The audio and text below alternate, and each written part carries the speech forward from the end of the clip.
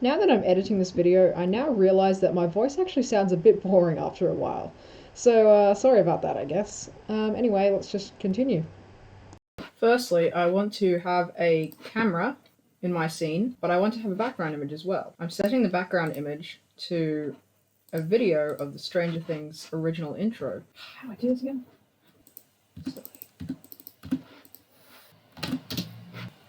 The font I'm using is the same as the original Stranger Things intro. It's ICT Benguet. I might not be pronouncing that properly. It's actually used in the original Choose Your Own Adventure books. What? First, I created a new Photoshop document and pasted in the Stranger Things logo. Add some text. Use the font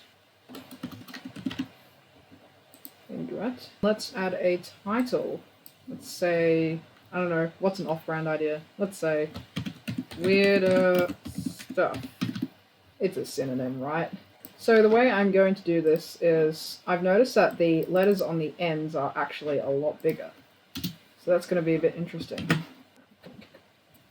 That's a bigger size. Make that lower. I've noticed that it's actually a modified font. If you'll notice, this S, the line here is actually a lot more straight. Like this line here is slanted at an angle to make it all interlock better, so I might have to do some of that. I've decided to use these end letters as separate objects because it will be a lot easier to change their shape, like so. I actually decided that it would be a bit too tricky to model this accordingly.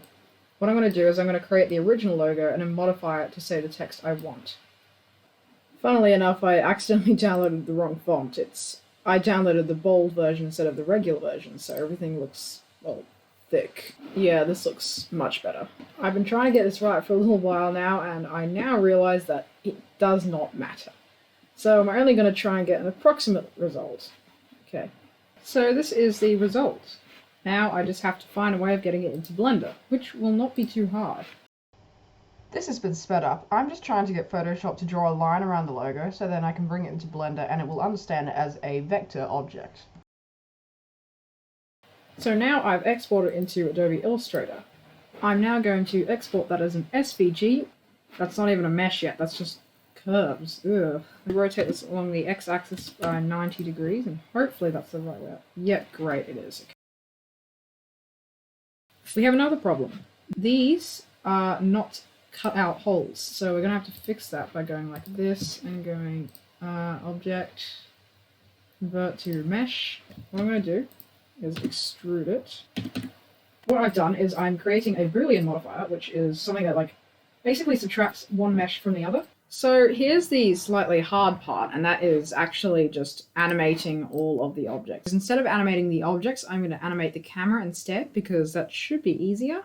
I'm thinking the most similar shape to that is the W, so let's just do that. I've only seen one problem so far, and that is that in the original it starts off on a blank screen, or title of Netflix, something, whatever. It needs to start not in that position. So what I'm going to do is I'm going to create a keyframe before 64, where the camera's just going to be facing something blank, like that. I'm going to insert a location keyframe, just like that. I just noticed a problem. In the original, everything is sort of like stroked, but in this one it's filled, so I'm going to have to change that. So I figured out a solution, and that is to literally just add a stroke instead of a fill in Illustrator. This one should be fixed, and there's a motorbike going past the house right now, it's a bit annoying. Okay, this one should be fixed because it actually has like a thing inside, you know. Now I'm going through the process of applying each and every modifier. Okay, so I fixed the error, and it took me a long time, but I finally have a nice stroke version instead of a fill version. Let's just get some animating done, I guess.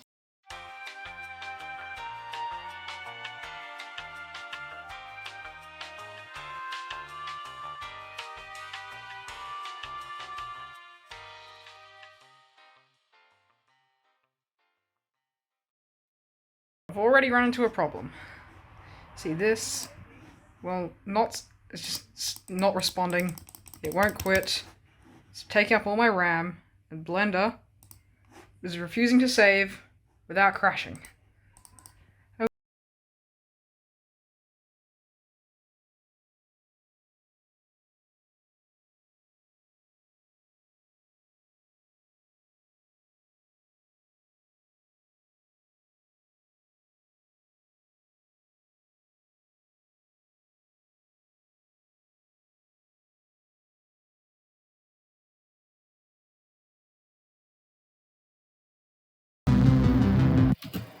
Okay, let's render it.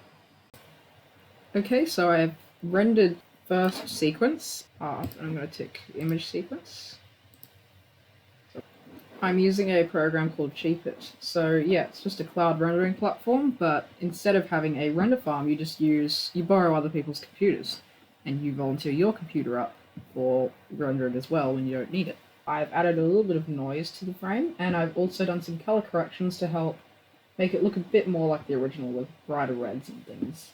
Come on, please, upload more.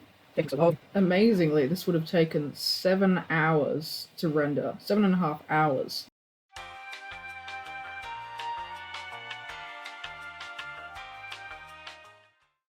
And I'm just working on some animations for these line things. And what I'm going to use is shape keys. So here's one I've paired just before. So I can change the value of, like, thickness. Now all I got to do is just choose the file. Just like this. And it is the Blender file. Send this file. Alright, the next step is choosing my settings. I'm going to choose renderable by all members. I always choose NVIDIA and I never choose AMD, and never have them both together, because if you do that, like, different graphics cards render frames differently, and generally NVIDIA is more common and better. So yeah, I'm going to choose NVIDIA. I normally just have full frame because it's just Eevee, it's not cycles. Start frame 605, check all that, it's good. Okay, add this dot blend. It's as simple as that.